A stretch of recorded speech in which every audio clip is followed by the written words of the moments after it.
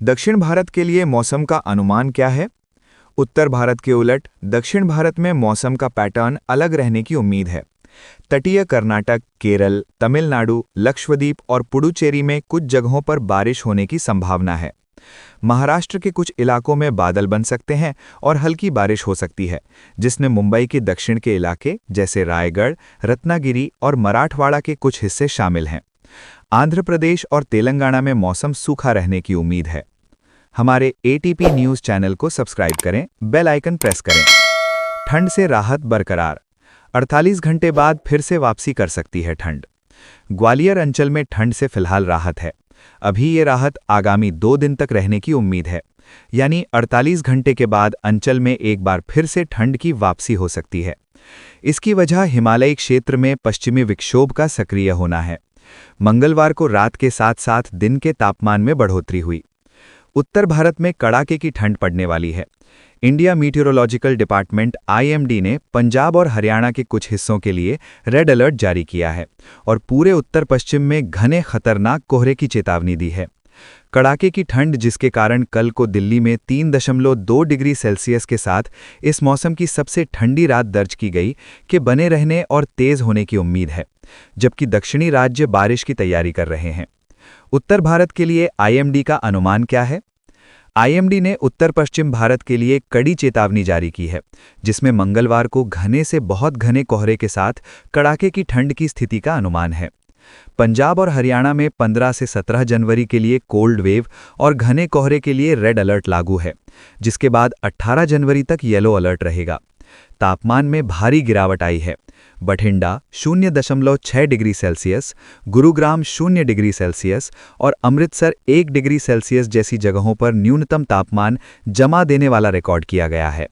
पंजाब, उत्तरी राजस्थान और हरियाणा, हिसार, सिरसा, फतेहाबाद और अंबाला सहित के कुछ हिस्सों में खास तौर पर घना कोहरा छाए रहने का अनुमान है, जबकि दिल्ली, उत्तर प्रदेश, मध्य प्रदेश और बिहार में भी हल्का कोहरा छाए रहने की उम्मीद है।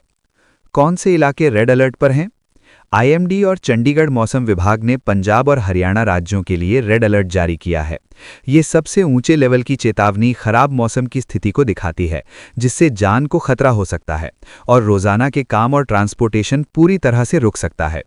ये अलर्ट खास तौर पर बहुत ज़्यादा ठंडी लहर और घने कोहरे के लिए है। क्या ठंडी लहर का असर भारत के दूसरे हिस्सों पर भी पड़ेगा?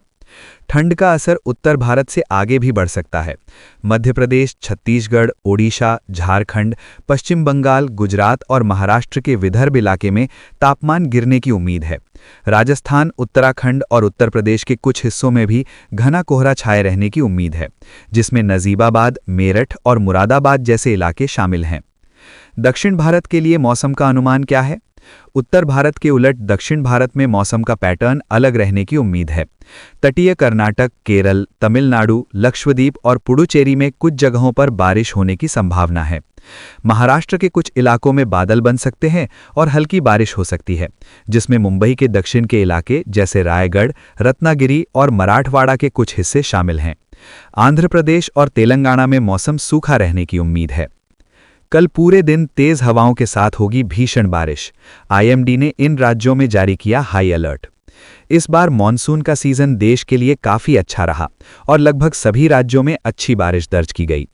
कई इलाकों में रिकॉर्ड तोड़ बारिश के कारण नदियां, तालाब और बांध पूरी तरह भर गए। मॉनसून के बाद अब देश के ज्यादातर हिस्सों में ठंड का असर दिखने लगा है। कुछ राज्यों में शीतल लहर चल रही है, हालांकि कई जगहों पर अब भी बारिश जारी है। मौसम विभाग के अनुसार 2026 में भी सामान्य से ज्यादा बारिश होने की संभावना है। IMD ने जारी किया भारी बारिश का अलर्ट। भारतीय मौसम विज्ञान विभाग (IMD) ने 16 जनवरी को देश के कई राज्यों के लिए भारी बारिश की चेतावनी जारी की है। विभाग का कहना है कि कुछ इलाकों में तेज बारिश के साथ तेज हवाएं भी चल सकती हैं, जिससे जनजीवन प्रभावित हो सकता है। तमिलनाडु में कैसा रहेगा मौसम? तमिलनाडु में मॉनसून के दौरान अच्छी बारिश हुई थी और मॉनसून के बाद भी कई हिस्सों में बारिश का सिलसिला थमा नहीं है।